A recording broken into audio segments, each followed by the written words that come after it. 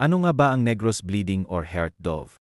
Bakit nga ba ito nanganganib ng maubos? At ano nga ba ang kahalagahan ng ibon na ito? Tara tuklasin natin.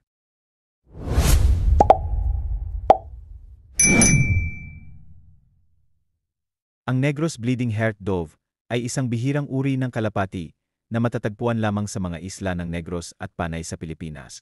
Kilala ito sa natatanging pulang marka sa gitna ng puting dibdib nito, na parang isang dumudugo na puso.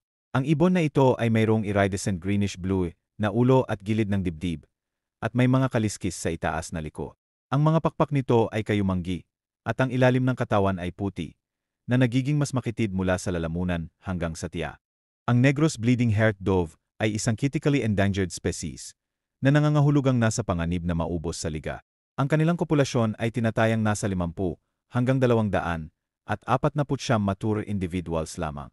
Ang pangunahing banta sa kanilang kaligtasan ay ang pagkawala ng tirahan dahil sa deforestation, pangangaso para sa pagkain, at pagkuha para sa kalakalan ng mga ibo.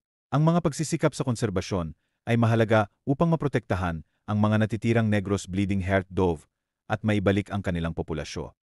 Ang Negros bleeding heart dove ay isang mahalagang bahagi ng biodiversity ng Pilipinas.